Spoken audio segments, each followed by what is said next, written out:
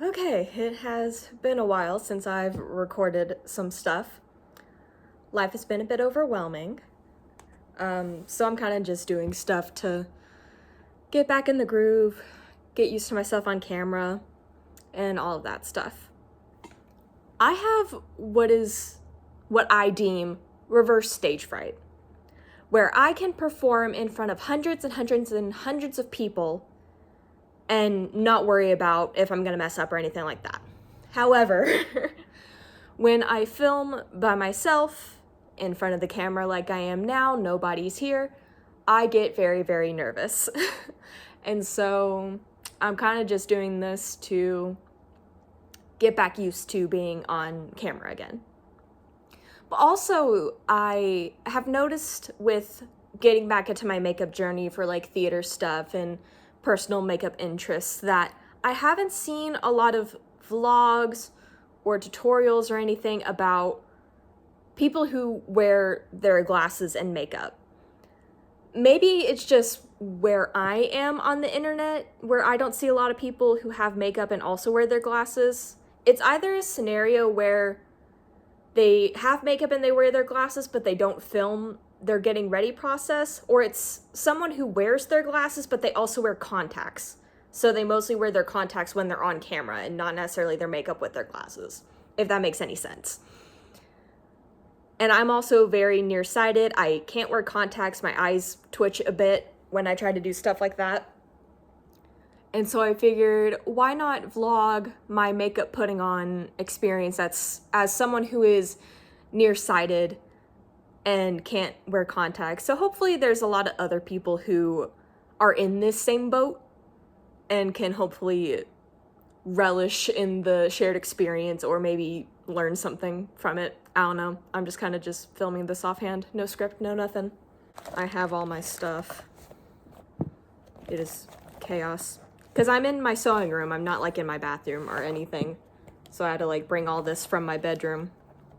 I also, when I do stuff for theater, I kind of just put stuff back in my bag as I go, since I just carry a little bag with me everywhere. And so that is the chaos I am going upon today. Also, if you see me looking off camera a lot, this my mirror that I'm using. This is not going to be the most like visually good experience because I'm going to be having this so close to my face and you're not going to be able to hear me and stuff. That's just the reality of it. I debated bringing one of my little compact hand mirrors, but it's still going to be the same experience of me holding something this close to my face because I can't see. So we're just going to see how this goes. This is a reality for a lot of us where it's not the most visually appealing thing, but because I can't wear contacts and I'm very nearsighted, this is just what we have to deal with. Luckily, I'm not so nearsighted that I can't tell what my products are. Like, I can see vague shapes. It's just right now as I'm looking, I can see the shape of my body, but I cannot see what my face looks like. However, with my mirror a bit closer, I can see a bit better, but really like my vision focuses out like about right here is where I can see clearly, but that's not good for filming stuff. Something I have learned in my experience of getting back into makeup for theater stuff on the internet, skin prep is actually very important. I used to do stuff where it's just putting the foundation straight on my face, no primer, no skin prep, no nothing. Turns out that's actually a very important step so that you don't get dry patches. Lesson learned. I'm basic, so we just do toner and moisturizer. That's just with my other skin stuff as well. Toner and moisturizer, that's all you really need. At least in my opinion. Sometimes when doing makeup as well, I heavily rely on touch. So sometimes when I can't see in the mirror, it's like, does this feel good enough? We're gonna have to roll with it. I'm also not a very patient person because all this stuff's pretty liquidy. And so I gotta let my face dry. But I'm not patient. I also like just having my tissues on hand because my eyes water, as we will see once I get to the eyeliner bit. My eyes water a lot. And so I kind of need some tissues to clean this up. I'm looking at my camera because, again, I'm nearsighted. And hopefully if that little bar that's red continues going, I think that means it's recording. I'm going to be very upset if I get to the end of this and it stops recording at some point. Like I said, I haven't done this recording stuff in like years. And I'm trying to get desensitized to it so I can build that confidence up. I don't know if it's technically exposure therapy, but to me it is exposure therapy, especially since I'm more on the side of, if I'm by myself recording, I'm more nervous versus performing in front of hundreds of people, I'm less nervous. So we're gonna see.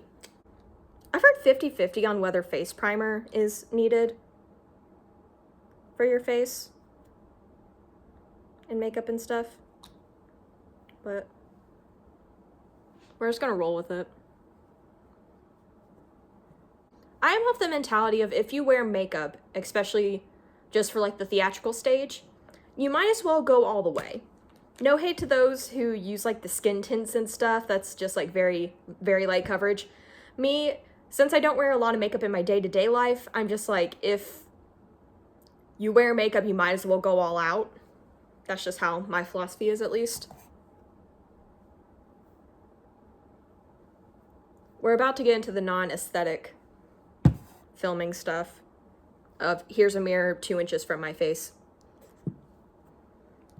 I've also never filmed like a get ready with me makeup thing before. Again, because I've just recently gotten back into makeup. This is also going to be an experiment with editing as well, because I don't remember the last time I've edited a longer video. Editing is my least favorite part of the creative process. I have the utmost respect for editors. I just cannot be one because I don't have the patience for it. Skills, very basic, but I just don't have the patience for it. I like being in front of the camera and filming that type of stuff versus editing. But everyone's different in that type of aspect, where some people like being on screen, some people like editing, and they don't like being on screen. I don't know. It's gonna be interesting when I edit this of what chaos I'm gonna put in or not. This is very unplanned and just all over the place because I do need to get comfortable talking in front of a camera again. It's a lot easier for me when I'm like doing audition stuff, which seems a bit crazy, but there's like a human on the other end and I can see and interact with the human versus on camera, where it's just, there's my face. It's just me, myself, and I. Now we're going in with color correcting stuff found at the dollar store. I am not a very, all my makeup has to be high end. I don't mind getting stuff from like the dollar store and stuff. Because I'm a very, let's try it cheap and then upgrade if I like it. Welcome to nothing's gonna be aesthetic anymore. I personally have never understood why people purposefully go for like insanely luxury makeup. I mean, I'm not immune to it because I do own some luxury lipsticks. So like, I get it. But if it's just the same product, it's just one's $50 and one's like $10, I don't understand why you would go for the $50 one. Maybe that's just me. I'm trying to like cheat out so that you can see what I'm doing, but also I need to see what I'm doing. Also, am I doing this correctly? Probably not. I am an amateur hobbyist and not a professional. Take all that I say with a grain of salt. Color corrector was also a thing that I'm like, oh, the people actually know what they're talking about. Again, I don't really have anyone that gives me like makeup advice. That kind of skipped a generation. And I don't have any like sisters or anything. So I rely on the internet to give me advice. And turns out both the skin prep and the color corrector are very good products to use for your makeup stuff. Guys, isn't this so aesthetically pleasing? Amazing content. Shading out does help a little bit with the filming and the stuff, but I still have to hold this so close to my face. I tend to use liquid foundation because that just seems to be what I gravitate towards. But I've been watching a lot of vintage makeup tutorials, and they have like the powder stuff. Like the powder stuff's very sheer, and I like the full coverage when I do stuff like actual foundation. And so like this hybrid powder foundation, I've really liked it the times that I've used it. Even though I still have like 2 other liquid foundations. Yeah, this is why I decided to do the vlog format and not the like get ready with me tutorial format, because this is probably not the most like tutorial friendly thing because I cannot see. Welcome to the theme of this video. I am nearsighted and cannot see. Does anyone else also have like the thing of you're not necessarily loyal to a particular brand, but there's a brand that you keep gravitating towards, if that makes sense? Oh, my hair's all over the place. Because I'm not necessarily brand loyal to anything of like, oh, I have to have every single of this particular brand's product. But I tend to lean towards like Maybelline, if that makes sense. Because for some reason, they tend to have the products that I'm looking for. Most recently, it was a brown mascara. Because when I use black mascara, because I'm so pale, it overwhelms my face a bit. Which is good for theater, because you need those eyes to pop. But with everyday stuff, if I ever decide to do that, brown seems to do better. And for some reason, like sometimes brown is like a darker brown where it's almost black and not like a true brown. And the Maybelline Sky High, whatever, what color is this? True brown is the only like brown. Because even with their eyeliner, I tend to use for stage stuff, I think it's Onyx, which is like the very big black, the very deep black one. But I've also have this one, which is in the same stuff called Espresso. And that seems to be working well for me. They also tend to have like a lot of waterproof. Like the mascara I tend to use for theater is waterproof in a very black color. I don't think the Sky High is. I don't think it's waterproof. But like the eyeliners are, which tends to be my more problem area anyways. I've gotten used to the mascaras to where my eyes don't water when I use it. Eyeliner, on the other hand, my eyes twitch so bad. But yeah, because I also gravitate towards like ColourPop, even though I don't have any ColourPop with me today. Just because they do like the fun colors. Because I was looking for blue eyeshadow, again, down the rabbit hole of vintage makeup stuff. And I was looking for a blue eyeshadow, because blue eyes, and that was like a vintage hack. But for some reason, could not find a blue eyeshadow, either in the singular pot or like a pan, until I found ColourPop, where they did have that stuff. And it just like, maybe it's just because the clean girl aesthetic is going on, and so everyone wants like neutral, natural colors. And I'm the only crazy person who's like, yes, the weird colors, like blue. And so then I've become a bit, not loyal, like I gravitate towards their eyeshadow stuff now. Or like Besame, which is the more luxury stuff where I have my luxury lipsticks. So I don't know if anybody else does stuff like that, because then I have like dollar store stuff, or like lipstick I've had for years from, I think this is specifically Ulta brand. Or like just other random little things here and there. So it's not like all one brand. But like if you look at my purchase history, it tends to lean more towards like Maybelline, ColourPop, and then the other stuff where it's just like I have a thing from here and a thing from here and a thing from here. Also, like I don't tend to use like bronzer or highlighter. I don't know if anyone else is like that. Because when I see videos of like a full face of whatever,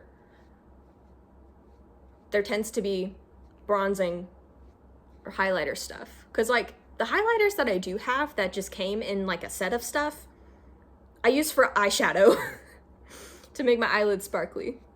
I've yet to do the hack of putting it on like your collarbone and stuff, which I've also seen. But like I just don't use highlighter or bronzer on my face.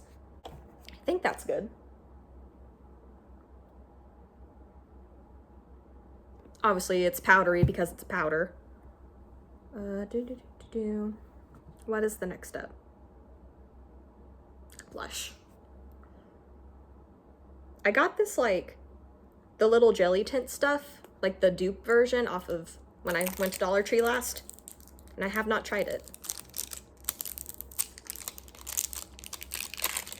So we're gonna try that today. I'm also a sucker for gimmicks. Will I buy this at full price? No, but if I find a dupe at the Dollar Tree, why not? Because I also have another little cheek thing from, it's either LA Girl or LA Colors, that I just draw on my cheeks and blend it out, which I've really liked. Because I do also have basic blush, in case this doesn't work out. But I don't know, I'm just, the one time I like blushed my cheeks when I was like in 12th grade, not 12th grade, I was 12, and I did some blush stuff. I did it horribly wrong, and an upperclassman had to help me blend it out because I didn't know what I was doing because I was 12 and had never worn makeup before. This is why we have the internet. Girl, that is pigmented. I did not expect it to be that pigmented. Ooh. I like it though. It's very cooling. I don't know if I'm doing this correctly. I don't know if that's blending well or if I'm just being a dum-dum.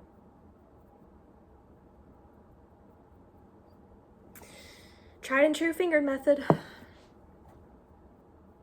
When in doubt, use your finger. I think I'm also going to go in with the powder blush that I brought out. Boy, yeah, that's definitely going to have a learning curve.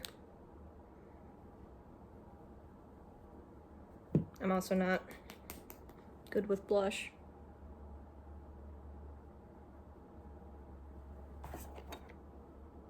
I don't know if that's helping or if it's making it worse. I'm definitely newer to the blush stuff. Put that up so I don't overdo it. Y'all, we might have to just go with that because I cannot tell. Let me see. Oh, it's not that bad.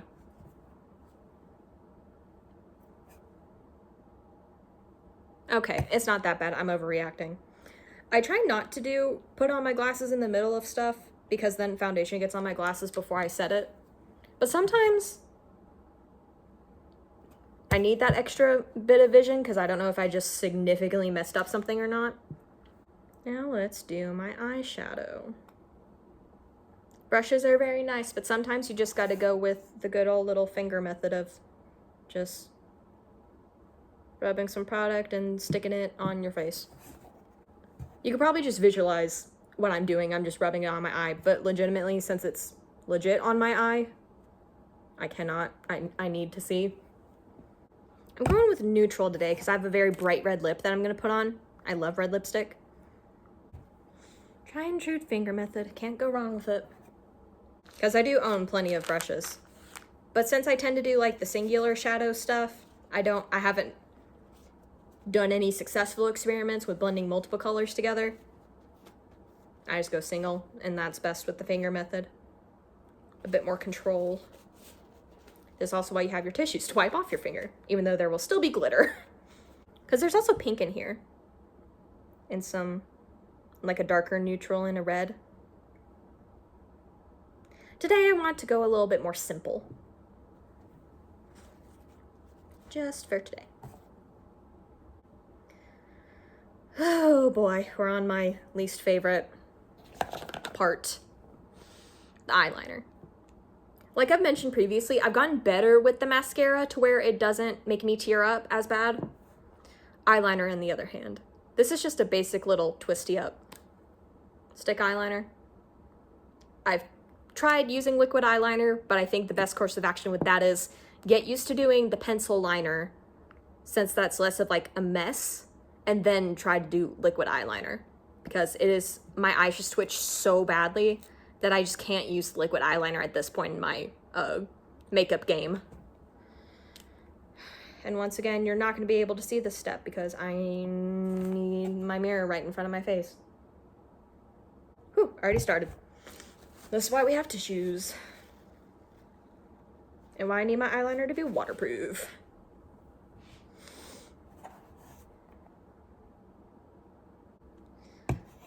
I was thinking about a way of how I could film and show you what my eyes twitching so bad, but because I need my mirror so close to my face, you're not going to get that. Just take my word for it that my eyes are twitching really badly when I do this. Okay, I think I'm gonna, my left eye there before I make a huge mess out of it. Whew. If anyone asks, why don't you just wear contacts? This is why. Just wear contacts, it'll make your life easier. No, my eyes twitch too bad. They twitch when I get eye drops at the eye doctor. Imagine trying to actually shove something in my eye.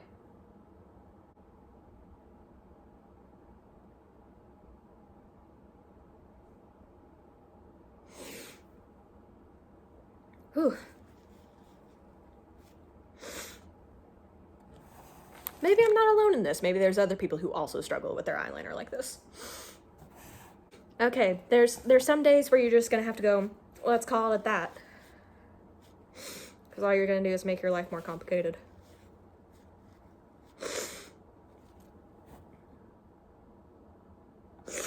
Yeah, that's gonna have to be good enough. Can you hear me sniffling due to the eyeliner?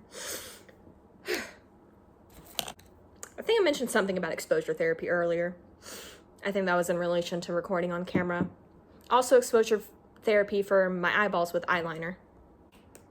Luckily, I don't need to do too much for the specific looks that I want, but it also sucks because I want to do the cute little cat eyeliner stuff, but you can only do so much at whatever skill level you're at. I need to get desensitized to the eyeliner before I can go crazy. Something else about this mascara, I didn't realize how flexible the wand was until I used it for the first time, which is crazy. Am I good at mascara? No. But I'm at least to the point where my eyes don't water as much when I do my mascara. So that's at least a bit more reassuring. It gives me hope for the eyeliner fiasco. Then one day I will master it. Today is not that day.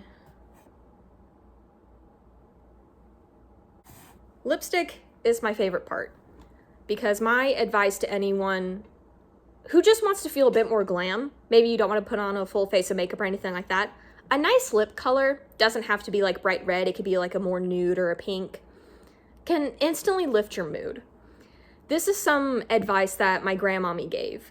She was 13 when she bought her first red lipstick, and that's just kind of what you did when you were a teenager in the 50s. You just had your lipstick and you wore it everywhere.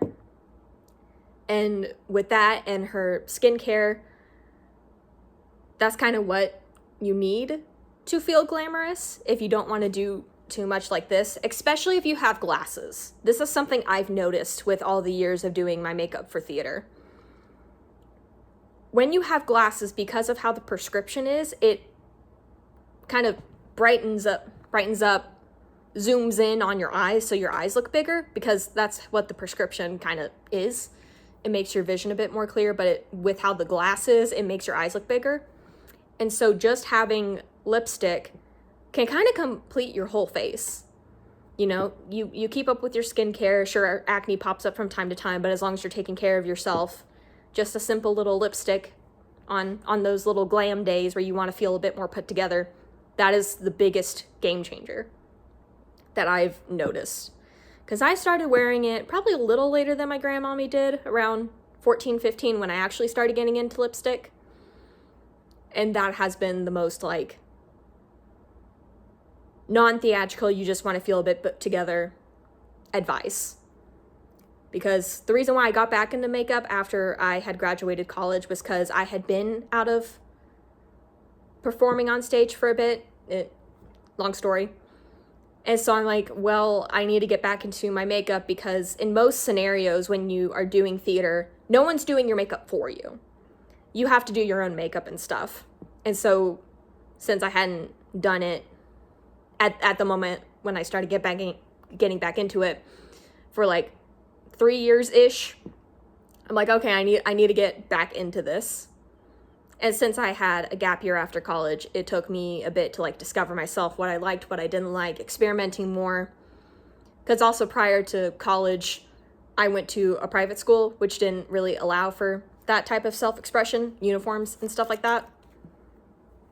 So I'm finally back in the moment of like, I can wear what I want, I can put whatever on my face, stuff like that. It's a very new but very uplifting feeling, you know. All to say, lipstick. The one piece of makeup you need to actually feel a bit more glamorous and put together. You don't need all this other stuff if you don't want to. I do it because it's fun, theatrical, but on days where I just want to feel a little bit more put together, I'll put on a little bit of lipstick. Ooh, we love the red. This is also the only step that I can do with my glasses on, but since I've done all my other makeup, glasses are off until I set it all. Does anyone else have the problem? This is something I've noticed recently with your lips. That your lips end, but the color continues. So there's this little like indent where my lip is and where I put the lipstick, but if I go like, there's a bit more color. And so it's the conundrum of, do I fill the lipstick to where my lip protrusion ends? Or do I do it to where the color ends?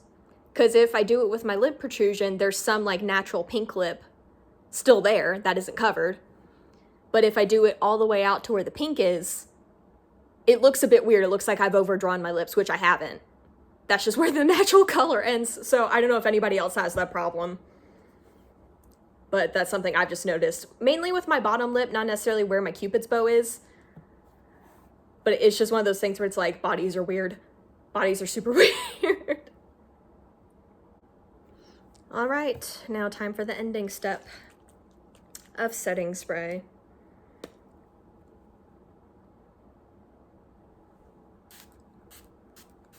Oh, another thing of things the internet people taught me that actually does work. I've always been paranoid about accidentally going like this and just smearing all of my makeup. Turns out setting your makeup is very, very important to do if you want it to last all day, which can be like setting spray, setting powder, all that stuff. Yeah, turns out that's an important step that I did not know about until fairly recently, due to internet people. So I guess as this dries, this is my completed makeup look. Gonna take the hair out. I need a haircut. I'm getting my hair done this Saturday. I have an undercut and some of the little things have grown a bit too long, but you can't tell with my hair down. But yeah, I definitely need a haircut this Saturday. I feel like I look a bit weird without my glasses, but that's also because I've had them for so long that it's like a part of me at this point, where it's like I look better with them on than without them. I can see. Yay, it's still recording. That's great. Yeah, here's the makeup look with my glasses on. There's a bit of shadow from my glasses because the light's in this room, but honestly, I didn't do too bad this time around without being able to see. Yeah, definitely the eyeliner is my weakest point because my eyes twitch so bad, but outside of that, I think it's perfectly fine. You know, this is what happens when you're still getting used to a certain skill, a certain hobby, and that's why I keep trying to do it as much as possible, because you don't get any better unless you practice and practice and practice. And I guess that's kind of what I tried to accomplish in this video. Yeah, totally didn't have a script, didn't plan anything, just kind of wanted to record the actual process of what it's like for me to do makeup with my glasses.